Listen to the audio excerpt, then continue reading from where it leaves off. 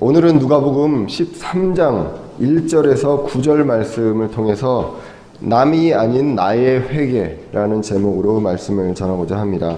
우리가 이제 누가복음을 계속 읽어보고 있습니다.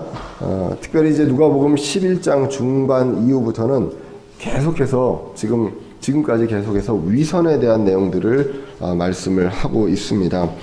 예수님은 위선에 대해서 그냥 미워하시는 게 아니라 저주하고 계신다라고 말씀을 합니다. 특별히 이제 12장으로 와서는 바리새인, 위선자들을 대표하는 바리새인들의 누룩을 조심하라라고 이야기를 합니다.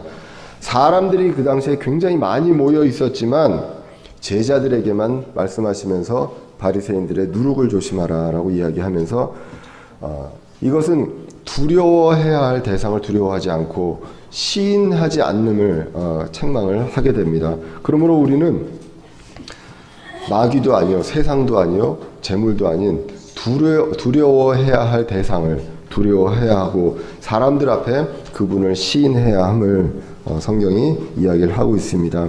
그렇게 하기 위해서 우리는 눈이 단일하게 하나님을 바라보아야 함을 성경에서 이야기를 했습니다. 그렇지 않으면 눈이 악하다 그랬습니다. 그래서 이것이 바로 탐욕과 위선으로 이어집니다. 특별히 탐욕에 대해서는 우상 숭배다라고 성경이 이야기를 하고 있는 것을 우리가 보게 됩니다. 그래서 이제 12장 34절에서 보면 너희 보물이 있는 곳에 마음이 있다. 우리 마음이 어디에 있어야 하는가? 이 세상에 또는 재물에, 권력에 이런 것들에 있는 것이 아니라 하나님, 하늘에 있어야 함을 성경에서 이야기를 하고 있습니다. 지금은 어두운 세상입니다. 그렇기 때문에 우리가 영이 깨어 있어야 함을 성경에서 이야기를 12장에서 이제 했습니다. 그래서 영이 깨어서 모든 것을 하나님의 자녀로서 당연히 모든 일에 영적으로 분별해야 함을 말씀을 하셨습니다. 때를 분별하고요, 옳고 그름을 분별하라라고 말씀을 하셨습니다. 이 말씀 전체에서 첫 번째로 이 대상은 누구였냐면 유대인이었습니다. 그래서 하나님을 누구보다 잘 알지만 예수 그리스도를 받아들이지 않는 정말로 어느 누구보다도 회개가 더 필요한 그러한 유대인들을 향해서 이야기를 하고 그들에 대한 심판에 대해서 예수님께서 다시 지상 재림하실 때 그때에 대한 심판의 내용을 1차적으로 이야기를 했었습니다. 우리는 그것을 교훈으로 받아들입니다. 하나님의 자녀로서 우리가 이런 것들을 마음이 어디에 있어야 하며 두려워할 분을 두려워해야 하고 사람들 앞에서 주님을 시인해야 하고요. 영적으로 우리는 깨어서 그리고 때를 분별하고 말씀 안에서 때를 분별하고 옳고 그름을 분별해야 함을 우리가 지난 시간을 통해서 성경을 통해서 이제 알게 되었습니다. 그리고 오늘 본문으로 이제 스토리가 계속 이어집니다. 계속 옳고 그름을 분별하고 또 이걸로 분별했을 때 우리는 회개할 수밖에 없습니다. 우리가 모든 걸 다 잘할 수 없지 않습니까? 영적으로 옳고 그름을 분별했을 때 우리는 회개할 수밖에 없음을 보게 됩니다. 오늘 본문으로 이어지면 이렇습니다. 13장 1절에 보시면 그때 거기 있던 몇 사람이 빌라도가 어떤 갈릴리 사람들의 피를 그들의 희생물에 섞은 것을 그분께 고하매 이렇게 얘기 나오게 됩니다. 오늘 본문은 사복음서에서 누가복음에만 나오는 내용입니다. 다른 구절 같은 경우는 공통적으로 나오는 구절들도 있지만 오늘 본문은 누가복음에만 나오는 구절인데요. 특별히 오늘 본문에서 보시면 빌라도가 갈릴리에 있는 유대인들을 잔인하게 죽였습니다. 잔인하게 죽일 뿐만 아니라 그 죽인 사람들의 피를 유대인들이 이제 하나님께 드릴 그 희생물이 있는데 희생물의 피와 섞어버렸습니다. 이러한 일들이 일어나게 됩니다. 사람들은 이러한 것들을 예수님한테 고하게 됩니다. 이 고하게 되는데 어떤 의도로 고했는지 우리가 뒤를 보면 뒷구절들을 예수님이 하신 말씀을 보면 알 수가 있는데 이 사람들은 그러한 일들을 당한 사람들이 무언가 큰 죄를 지었나 보다라고 이제 생각을 하게 됩니다. 많은 경우에 우리가 어떤 큰 고난을 당하거나 했을 때 저 사람이 무슨 큰 죄를 지었구나, 나보다도 큰 죄를 지었구나 라는 생각들을 많이들 하게 됩니다. 오늘 예수님의 대답은 조금 다릅니다. 우리가 보시면 예수님의 대답이 2절에 나오는데요. 예수님께서 응답하여 그들에게 이르시되 너희는 이 갈릴리 사람들이 그런 일들로 고난을 당하였으므로 그들이 모든 갈릴리 사람들보다 더 큰 죄인이었다고 생각하느냐? 너희에게 이르노니 아니라 그러나 너희가 회개하지 아니하면 다 그와 같이 멸망하리라 라고 말씀을 하게 됩니다. 여기에서 보시면 아까도 말씀드렸듯이 유대인들은 이야기합니다. 갈릴리 사람들 중에서 이 사람들이 아주 잔인하게 죽었습니다. 그렇기 때문에 이 사람들은 뭔가 그 주위에 있는 사람들보다 큰 죄를 지은 사람이구나 라고 생각을 한다는 것인데 예수님은 그것에 대해서 정면으로 반박을 합니다. 그렇지 않다라고 이야기를 하게 됩니다. 우리가 이제 고난에서 보면요, 하나님께서 고난을 주시는 데는 다 뜻이 있다고 믿습니다. 우리는 그 뜻을 잘 모르는데 하나님께서 성경의 역사에서 보시면 그 사람들의 어떤 잘못된 점 이런 것들 때문에 고난을 주시기도 합니다. 이스라엘 민족 전체가 광야에서 여러 가지 고난을 받았습니다. 그들의 행위로 인해서 고난을 많이 받았습니다. 그렇지만 욥과 같은 경우는 또 그렇지 않았거든요. 그런데 오늘 본문에서 보면 욥의 세 친구들도 이러한 논리로 욥한테 이야기를 하지 않았습니까? 욥의 고난을 보면서 네가 뭔가 잘못한 게 있을 것이다. 그것을 하나님한테 회개하라. 이렇게 이야기를 합니다. 오늘 본문에서도 보면 사람들이 그렇게 얘기합니다. 그럴 때 예수님께서는 이야기합니다. 지금 말하는 그런 너희들, 지금 나한테 와서 얘기하는 그 너희들이 그들이 너희들보다 큰 죄를 지어서 죽은 것이 아니다. 중요한 것은 그 상황을 보고 너희들이 회개해야 한다라고 이야기를 하게 됩니다. 오늘 1절에서 3절까지를 쭉 읽어보시면 사람들이 예수님에 와서 고하고 예수님은 아니다. 그들의 죄가 너희들보다 크지 않다. 그러나 너희가 회개하지 아니하면 다 그와 같이 멸망하리라 라고 이야기를 하게 됩니다. 여기서 보면 우리가 이제 고난을 바라보는 우리들의 자세를 볼 수가 있습니다. 사람들이 많이 고난을 받습니다. 성경에서 보면 소돔 같은 경우는 그들의 죄를 인해서 다 멸망을 당했습니다.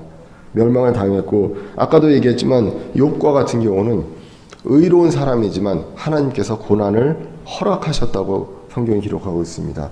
그래서 고난을 허락하셨을 때 하나님의 그 뜻이 분명히 있음을 보게 됩니다. 그렇게 됐을 때 이 죽음을 바라볼 때 우리 이 죽음의 의미는 어떻습니까? 성경은 얘기합니다. 죽음은요 자는 것이고 그리고 이 세상과 분리가 되는 것이고 몸과 잠시 분리가 되는 것입니다. 나중에 모두 다 부활을 하게 됩니다. 신자들도 부활을 하게 되고 불신자들도 부활을 하게 됩니다. 그렇기 때문에 이 죽음은 그러한 의미, 분리라는 의미입니다.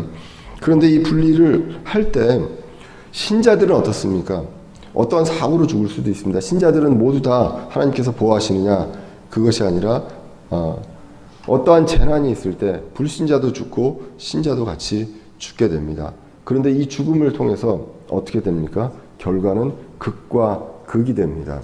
불신자들은 이제는 다시 기회가 없이 불호수로 가게 됩니다. 그리고 신자들은 하나님 곁으로 이제 더 이상 고통이 없는 낙원으로 이제 가게 된다고 성경이 이야기를 하고 있습니다. 우리가 죽음에 대해서 성경적인 정의를 다시 한번 볼 필요가 있다는 것을 보게 됩니다. 오늘 이 죽음에 대해서 이야기를 하면서 이 유대인들은 늘 저 사람이 큰 죄를 지었구나라고 늘 생각을 하게 됩니다. 그런데 예수님께서는 오늘 이야기합니다. 그 상황을 보고 너희를 봐라. 너희 자신을 봐라. 그리고 너희 자신이 회개해야 한다는 것입니다. 사람들은요. 지금 죽음에 대해서 이야기하고 있는데 예수님은 오늘 뭐라고 얘기하십니까? 3절에서 너희가 회개하지 않으면 다 그와 같이 어떻게 멸망하리라 라고 이야기합니다. 사람들은 죽음을 이야기하지만 예수님은 멸망을 이야기를 하고 있습니다. 죽음과 멸망은요 다릅니다. 죽음을 통해서요 멸망당하는 사람이 있고 죽음을 통해서 하나님 곁으로 가는 사람이 있기 때문입니다. 이 사람들이 이스라엘 사람들이요 환난기 때 환난기 때 정말로 회개하고 하나님께로 돌아와야 예수님이 지상 재림할 때 멸망당하지 않을 수 있다는 것입니다. 이것을 분명하게 예수님께서 이야기합니다. 너희들이 그들보다 다르지 않다. 그렇기 때문에 이러한 일이 있을 때 너희들이 어떻게 해야 될지를 다시 생각을 해보고 회개해라. 그렇지 않으면 너희들은 이제 예수님께서 지상 강림할 때 더 이상 이제 기회가 없이 멸망당한다. 라는 것을 성경이 이야기를 하고 있습니다. 유대인들의 처지가 바로 그렇다는 것입니다. 정말로 회개하고 돌아와야 됩니다. 하나님께서 선택하신 백성이었고요. 그리고 하나님에 대해서 누구보다 잘 알고, 그리고 그 희생 예물에 대해서 그 어느 민족보다도 잘 아는 사람들인데, 그 예수님, 그 모형이신 예수 그리스도가 앞에 있음에도 받아들이지 못하는 그러한 상황입니다. 이 상황에서 그들은 회개하지 않으면 멸망당한다라고 성경이 이야기를 하고 있습니다. 요한복음 3장 36절에 보시면 이렇게 기록을 하고 있습니다. 요한복음 3장 36절에서 아들을 믿는 자에게는 영존하는 생명이 있고 아들을 믿지 않는 자는 생명을 보지 못하며 도리어 하나님의 진노가 그 위에 머물러 있느니라 라고 기록을 하게 됩니다. 중요한 것은 예수 그리스도이십니다. 아들이신 예수 그리스도를 믿는 자와 믿지 않는 자는 똑같이 죽어도 멸망을 가느냐 아니면 하나님 곁으로 가느냐가 구분이 된다는 것입니다. 문제는 아들입니다. 그리고 그 예수님을 받아들일 때 우리는 회개가 이루어진다는 것, 그것을 이제 우리가 성경을 통해서 보게 됩니다. 그래서 1절부터 3절까지는 고난에 대한 우리의 시각을 다시 한번 볼 필요가 있다. 사람들을 이야기합니다. 저 사람은 뭘 잘못했길래 이렇게 고난을 당할까? 왜 저 사람의 인생은 저럴까라고 이야기를 합니다. 우리는 그 뜻을 잘 모릅니다. 하나님의 뜻을 잘 모릅니다. 지금도 이제 이경원 자매님이 지금 이제 병상에 있지만 우리는 그 자매님의 잘못을 볼 게 아니라 우리가 무엇을 회개하고 우리가 무엇을 기도해야 할지 이것을 하나님께서 어쩌면 바라는 것으로 우리에게 기도 제목을 주신 것이라 믿습니다. 그렇기 때문에 이경원 자매님도 이야기합니다. 우리 교회에서 내가 이것을 감당할 수 있어서 감사하다라고 이야기를 합니다. 다른 분보다. 그래서 우리는 그러한 것들을 우리가 고난을 통해서 볼 필요가 있다는 것입니다. 그리고 이제 4절에서 5절은 재난에 대한 말씀을 하게 됩니다. 오늘 이제 실로암 연못이 나오게 됩니다. 오늘 본문과 이 실로암은요, 오늘 본문과 요한복음 9장에서 나오게 됩니다. 이 구약에서는 실로암 대신에 이름을 실로아라고 기록을 하고 있는데요. 시온산으로부터 내려오는 물이 있습니다. 그 물로 이루어진 연못이고 예루살렘에 오벨이라는 언덕이 있는데 그 언덕 밑에 있는 연못으로 알려져 있습니다.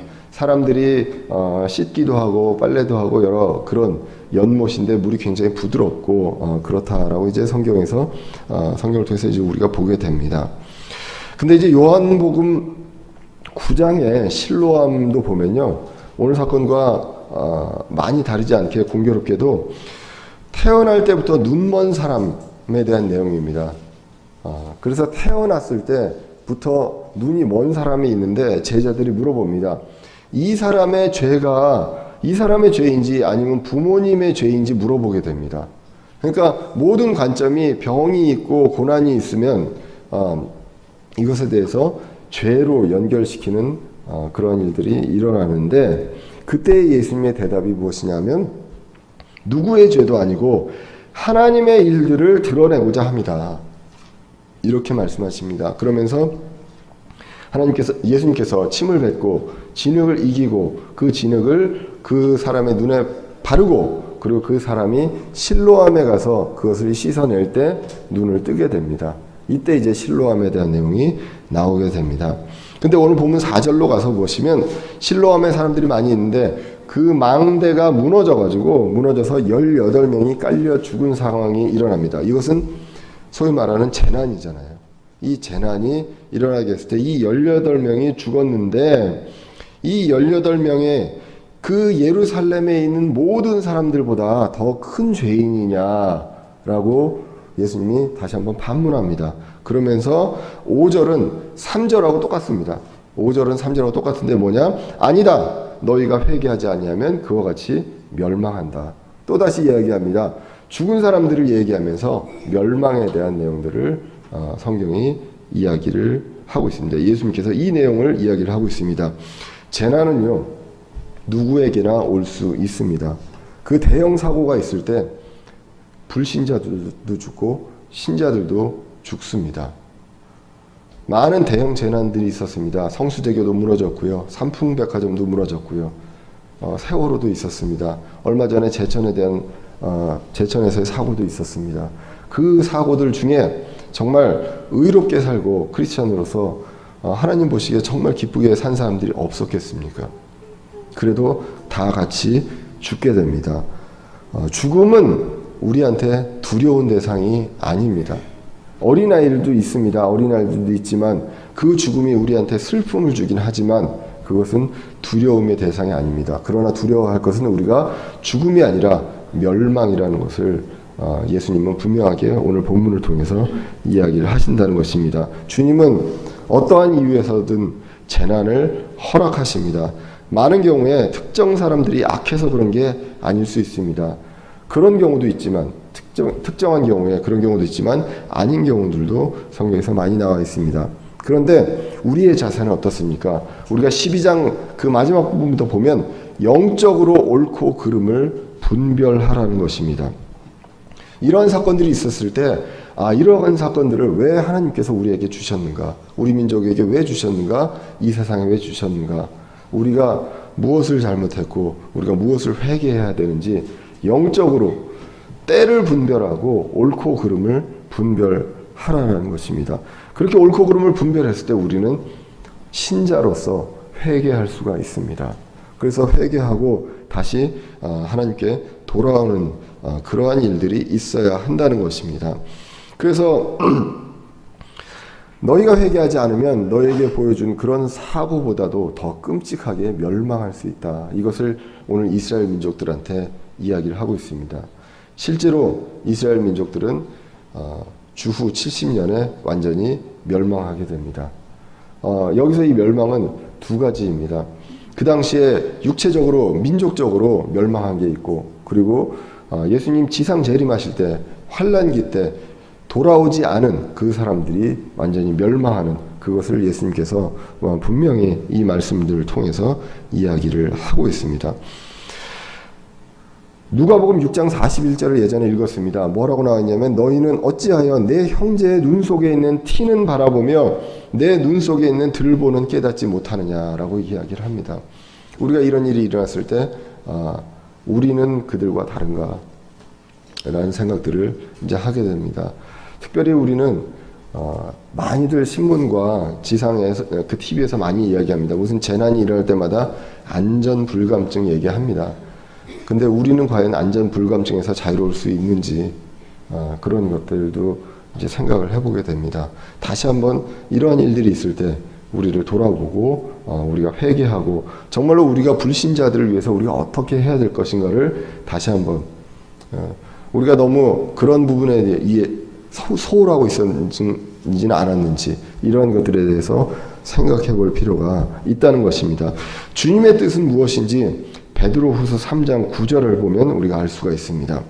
주님께서는 자신의 약속에 대해 어떤 사람들이 더디다고 생각하는 것 같이 더디지 아니하시며 오직 우리를 향하여 오래 참으사 아무도 멸망하지 아니하고 모두 회개에 이르기를 원하시느니라 라고 기록합니다. 하나님은 모두가 회개에 이르기를 원하시면서 인내하시고 오래 참으신다 라고 성경이 기록을 하고 있습니다. 이러한 일들이 있을 때 하나님께서 오래 참으심으로써 모두 다 회개해서 멸망에 이르지 않기를 원하시는 그 하나님을 생각하면서 우리가 어떻게 해야 할지를 봐야 한다는 것입니다. 자, 여기까지 얘기하고 이 말씀에 대한 내용들을 가지고 예수님께서 비유로 말씀하신 내용이 6절 이하에서 나오게 됩니다. 무화과 나무의 비유입니다.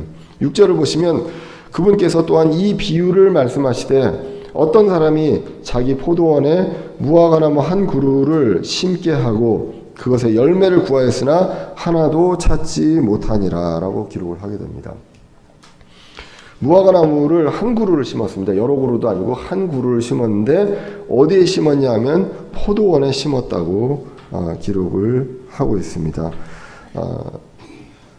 이 내용은 이제 그 마태복음 21장 그리고 마가복음 11장에 나온 무화과 나무의 저주하고도 이제 연결돼서 봅니다. 그래서 열매 없는 나무를 예수님께서 저주하시고 완전히 뿌리까지 말라버림에 대해서 이제 보게 됩니다.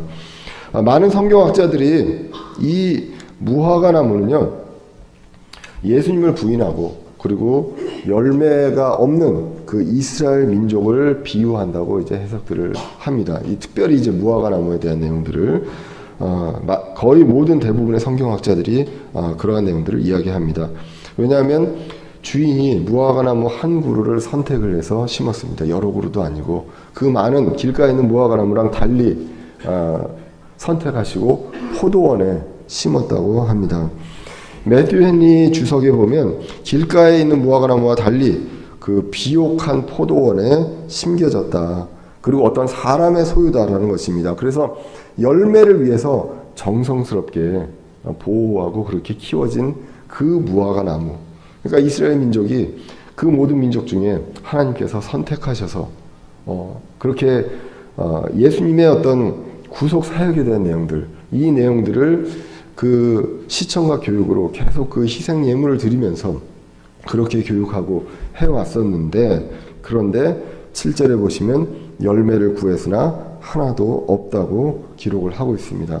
그래서 주인이 포도원 지기에게 말하게 됩니다. 내가 3년 동안 와가지고 열매를 구했다 그랬는데 없다. 그러니까 실망을 하고 이제는 베어버리자. 이게 포도원 이 땅까지 그 영향을 주게 된다. 땅을 버리게 된다라고 성경이 이제 기록을 하게 됩니다. 회개에 합당한 열매가 없다라는 것입니다. 그랬을 때 이제 13장 8절에서 이제 포도원 지기가 주인에게 이야기합니다. 그가 대답하여 그에게 이르되 주인이여 내가 그것의 주위를 파고 그것에 거름을 줄 때까지 금년에도 그것을 그대로 두소서라고 포도원 지기가 이야기합니다. 여러분들이 이 포도원 지기를 보면서 누구를 생각하게 됩니까? 중재자입니다. 중재자를 예수 그리스도를 이제 생각을 하게 됩니다. 그래서 1년만 더 걸음을 주고 기다려보자. 예수님의 어떤 초림 사역까지를 비유한다라고 이제 많은 성경학자들이 이야기를 하고 있습니다. 구체적으로 예수님께서 초림 때요, 구약의 그 말씀들, 예수님의 어떤 그림자였던 그 말씀들을 구체적으로 전하게 됩니다. 여러 사람들한테 구체적으로 말씀을 선포하게 됩니다. 그러므로 이제는 그 주위를 파서 걸음을 더 주는 어떤 그러한 역할까지를 하게 된다는 것. 자, 그렇게 했을 때, 그리고 한 번 더 기다려보자. 이것이 바로 하나님의 마음이라는 것입니다. 그렇게 하면서 9절에서 이야기합니다. 만일 그것이 열매를 맺으면 좋으려니와 그렇지 아니하면 그 뒤에 그것을 베어버리소서 하였느니라 하시니라. 이제 좀 더 기다려보고 이것을 행하십시오라고 포도원 지기가 주인한테 이야기합니다. 여기서 우리가 보는 것은 무엇입니까? 하나님의 사랑입니까? 하나님의 긍휼입니까?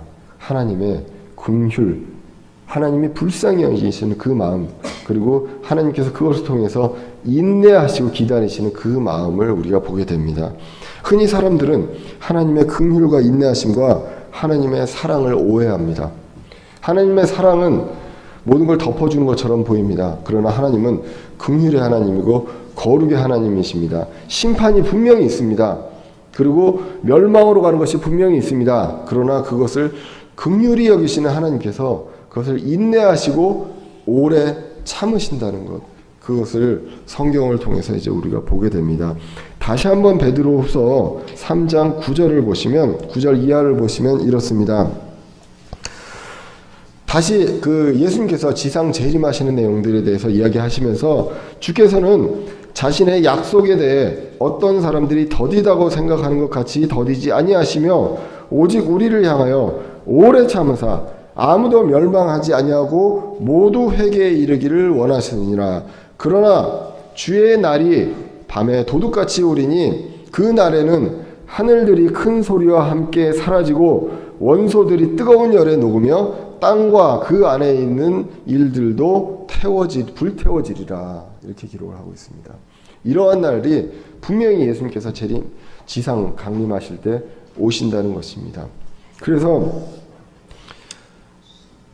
예수님을 받아들이지 못한 사람이 있다면 하루빨리 회개하고 하나님 곁으로 돌아오셔야 합니다. 우리가 언제 재난을 당하고 고난을 당해서 이렇게 같이 죽을지 모르는 그러한 연약한 존재입니다.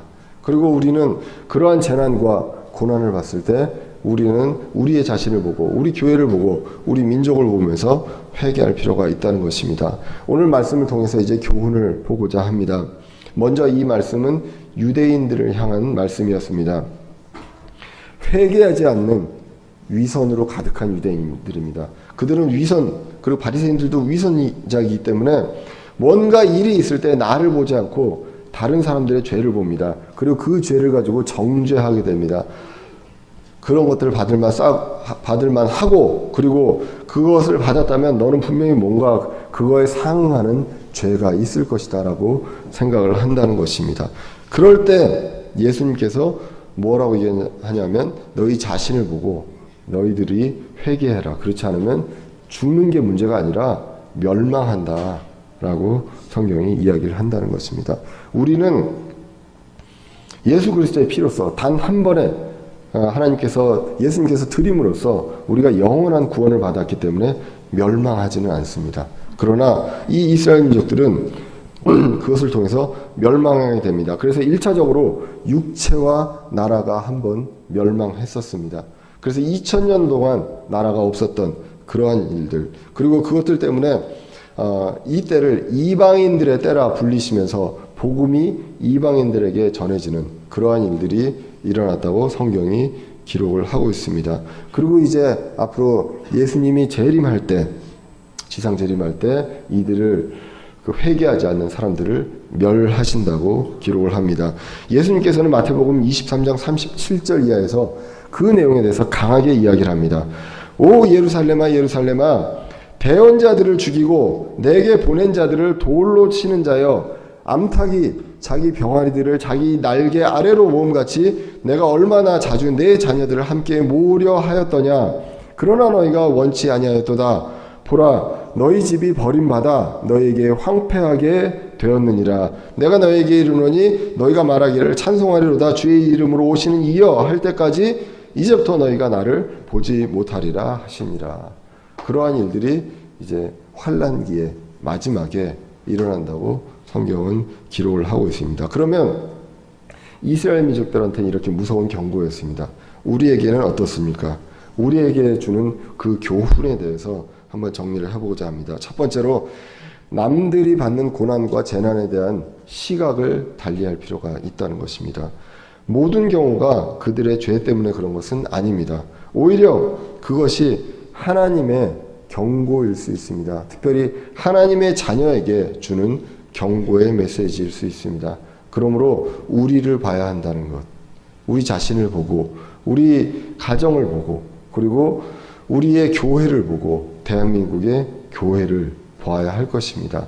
왜 이러한 일들이 세상에 일어나고 있는지, 그러한 문제들에 대해서 우리 교회가 어떠한 역할을 담당하고 있었는지, 우리 대한민국의 교회들이 어떻게 하고 있었는지 다시 보고 회개할 수 있는 그러한 일들이 있다는 것입니다. 어떻게 해야 합니까? 영적으로 깨어서 때를 분별하고 옳고 그름을 분별하라라고 이야기를 합니다. 그리고 두 번째로 남이 아닌 나의 회개가 필요합니다. 나 자신을 돌아보고 하나님의 뜻을 찾습니다. 영적으로 옳고 그름을 분별합니다. 우리에게 잘못이 있습니다. 반성을 해야 되고 우리가 달라져야 하는 것이 있습니다. 그러므로 회개해야 한다는 것입니다. 교회에게 늘 기도 제목을 주십니다. 우리가 다시 고개가 숙여지고 어깨에 힘이 빠지고 다시 주님께 정말로 간절하게 회개하고 기도해야 할 기도 제목을 주신다는 것입니다. 그게 누구를 통해서 주실지, 어떠한 일로 통해서 주실지 우리는 모릅니다. 하지만 그런 것들을 통해서 우리가 다시 한번 볼 필요가 있다는 것입니다. 우리가 이제 교회가 3년 한 6개월 정도 지났습니다. 교회 이것으로 하나님께서 불러주신 지 이제는 자리가 이제 다 채워져 갑니다. 그리고 때로는 부엌에 가서 이제 스크린으로 봐야 할 그런 때도 있었습니다.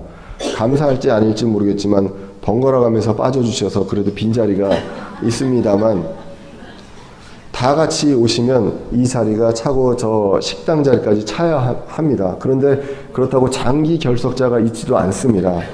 장기 결석자가 있지도 않은데 어찌나 이렇게 번갈아 가면서 약속하신 듯이 빠지시는지 모르겠지만, 우리가 하나님께서 주시는, 우리에게 주시는 그 메시지가 무엇인지 다시 한번 볼 필요가 있다는 것입니다. 제가 여러분들 나무래려는 게 아닙니다. 여러분들한테 정죄하고 싶지 않고요.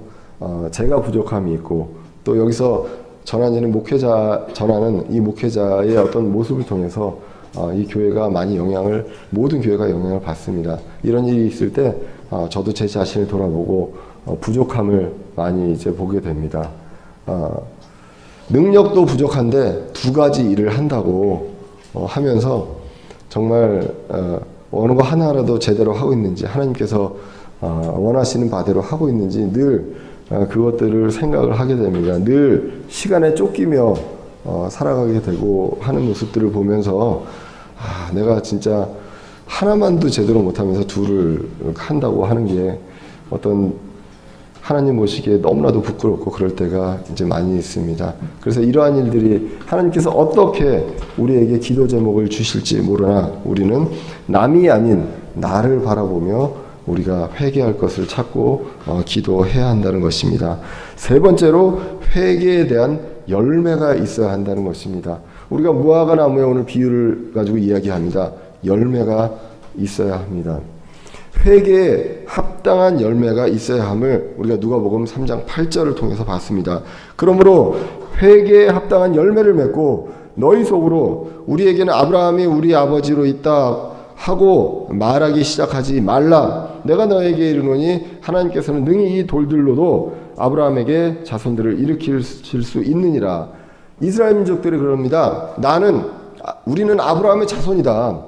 하나님께서 선택하신 사람이기 때문에 문제없다라고 얘기하는 거예요. 그런 것들 하지 말고 회개에 합당한 열매를 맺으라고 이야기를 했다는 것입니다.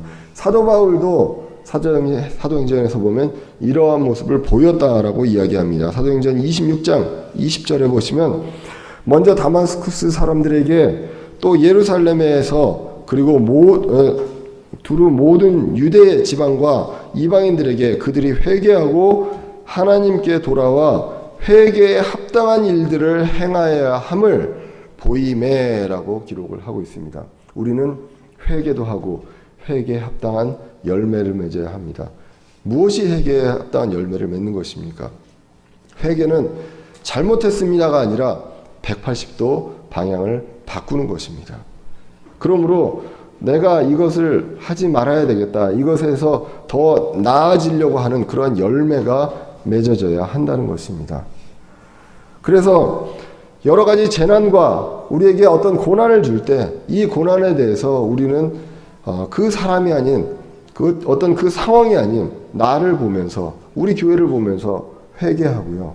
그리고 회개에 대한 합당한 열매를 맺을 수 있는 그러한 일이 우리 안에서 이루어져야 함을 성경이 오늘 이야기를 합니다. 다른 성경에 나와 있지 않지만 이 성경을 보면서 우리는 고난과 재난에 대한 어떤 시각을 달리할 필요가 있다는 것입니다. 남을 보지 말고 나에 대한 것들을 보게 됩니다. 우리 주위에 좋은 일도 있고요, 안 좋은 일들도 있습니다. 좋은 일을 겪은 사람들 우리보다 더 의로워서 그러냐, 안 좋은 일을 겪는 사람들 우리보다 더 죄가 많아서 그러냐? 그렇지 않다. 하나님의 선하신 뜻을, 선하신 일들을 이루어 가고자 합니다 라는 것을 우리가 성경을 통해서 보게 됩니다. 그러므로 우리는 회개에 합당한 열매를 맺고, 그리고 하나님께서 원하시는 그 일들을 함께 하시고 늘 우리 자신을 돌아보시는 저와 여러분 대전은혜 침례교회 성도들 되시기를 간절히 기원합니다. 기도하겠습니다.